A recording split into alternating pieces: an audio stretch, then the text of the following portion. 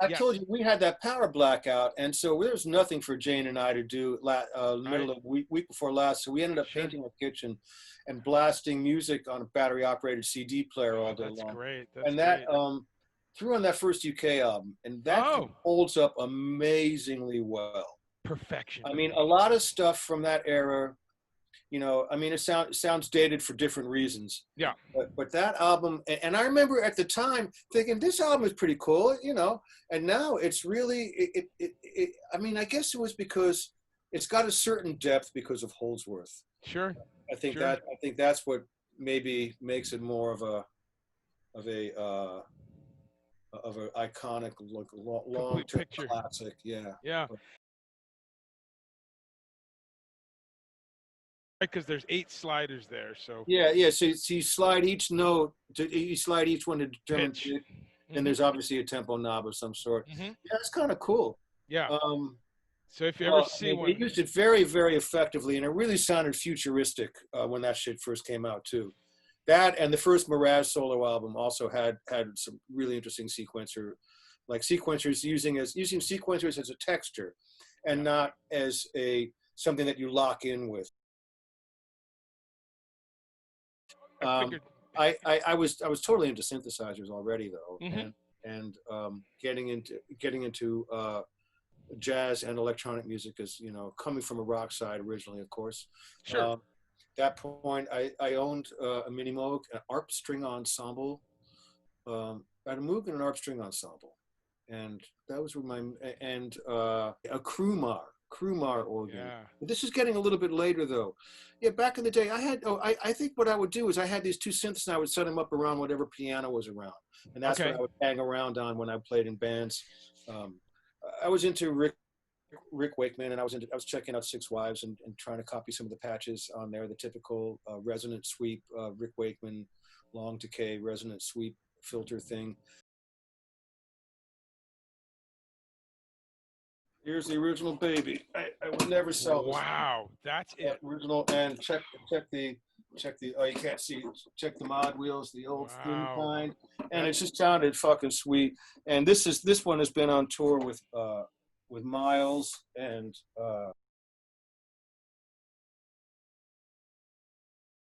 so Miles was really enamored with the sound of synthesizers at that point. This was a new beginning of the next phase. We're talking samplers, Oberheims, PPG waves. The shit's sounding really good now.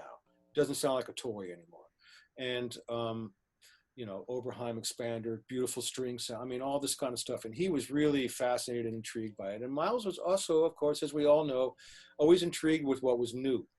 And I guess he saw me as a young guy who knew this gear that he could sort of mold into what he wanted to, which is pretty much what happened.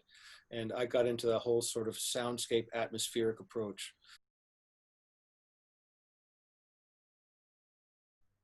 God, I don't know if you can see it. Me and Miles. Sure. Oh yeah, there it is. And there's a PPG in the Mini Moog and in the DX7. Wow, what a shot. That's great. That's That's an great. SAR. You know who took that picture?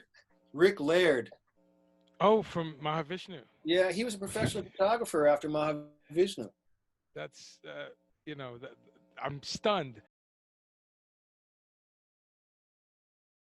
My solo career actually began with doing the special project for Pioneer Jazz, and that album's called In a Loud Way. And that has a lot of the guys from the band at the time, and it also had Dennis Chambers on drums. Right. So Young. it was Dennis, Daryl Jones, and Mino and Kenny Garrett and Jimmy, and then guys from my band on a couple tracks: Jimmy Tunnell, Steve Logan.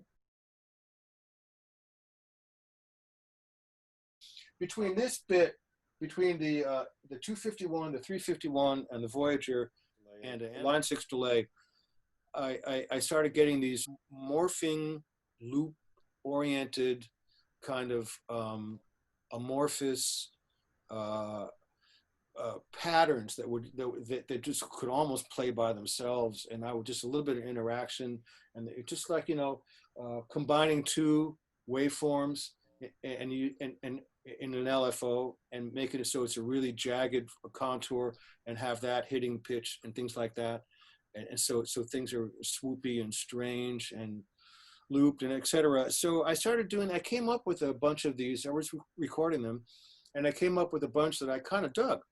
And I eventually ended up having enough stuff that seemed worthwhile to do some kind of electronic release. I've been pretty busy. I'm fortunate because I'm able to, I've got all my toys here.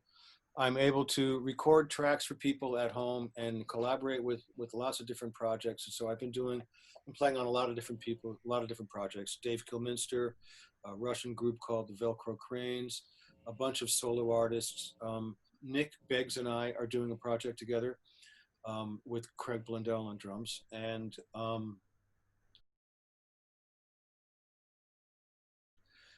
fortunately, right before this whole thing happened, Jane had finished recording basic tracks for her album. So she was just to the point where it was going to be tweaking some keyboard overdubs and some guitar overdubs. So we've had all the time in the world to work on that at home too. Fortunately, I upgraded my system about a year ago. I can handle big sessions now in Pro Tools. So we were able to work on her album, and we finished it. I didn't mix it. An excellent mix engineer in LA named Jun Murakawa mixed it. He's fantastic. I was very fortunate. The last Brave New World gig was on March 12th at a club downtown called New Blue. And it was their last gig. And I think it's still, I don't know if they've had any events in there recently, but it was the last gig that a lot of people can recall for a very long time, because really it was that weekend, I think on the 13th or the 14th, where everything, we played on a Thursday. And I remember on Saturday, the 14th was when Cuomo, everyone was on lockdown. That was it. But the miracle was the sound engineer at the club made a multi-track recording in Pro Tools of the first set. And so I've got a proper recording of the last gig I did with the band. And I've been slowly mixing that over the last couple of months too, working on that. Considering the situation, do have a number of projects going on. We are doing, this Saturday, we're doing a family band. Welcome to the Partridge Family. Partridge Family jazz rock version. Our son Russell is a really, really good drummer, and we're very lucky to have him around. So unlike most of these online performances where people are just banging around on their own or with a drum machine or maybe two people, we're actually going to try to present a band.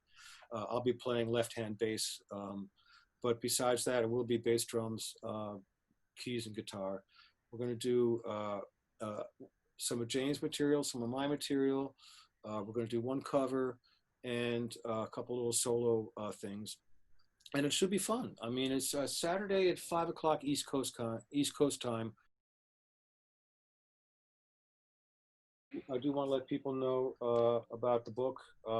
Yes. Which is basically, it's not a technical manual, and it's not a music book. It's somewhere in between. There's lots of synthesizer books out that explain what all the functions do, but they don't tell you, like, give you context of good places to use the stuff, good ideas, what things that are going to be expected of someone programming synthesizers in the real world. So I boil it down in some ways, and basically it's an expanded version of what I would do if I was teaching someone a synth lesson one-to-one.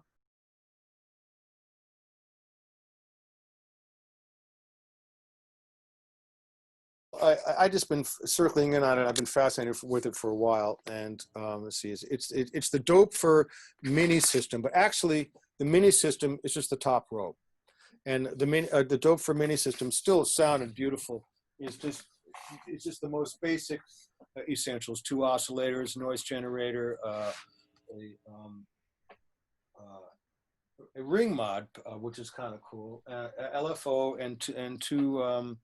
And a volume envelope, and I mean that's about it. I've been getting into that, and there is a track on the new Steven Wilson record where I kind of do the modular is featured a bit. It's nothing, super rocket science, but it's an LFO that's sort of cascading and speeding up at the same time, and it's kind of a cool sort of sweeping effect. I've got to play around with that a little bit on one of the tracks. So that was, but I've been using it on everything. What I notice is if I'm hired to play on a track for people, I play organ, I play electric piano, I do the Moog solo, do all the typical shit that people want, the nuts and bolts keyboards, and then I'll come up with some weird patch on here and just do a pass and just play a couple of notes here and there. And usually it just adds an extra little spice to a track that is just unusual and catches your ear. And sure. Stuff. So I find that even though it's very esoteric, I find I use it a lot. I mean, it's turned into a real workhorse. Ladies and gentlemen, Adam Holzman, and Adam, we'll see you for the next one. Hi, Andre Chumley here. Thanks for checking out this special preview of our upcoming Adam Holzman interview. Stay tuned. We'll be posting the full-length version soon.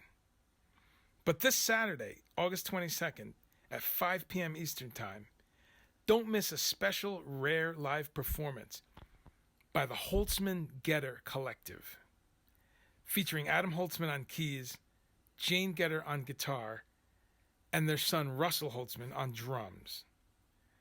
They'll be performing a live-streamed concert as part of the PROGSTOCK Festival virtual series. See you there, Saturday at 5.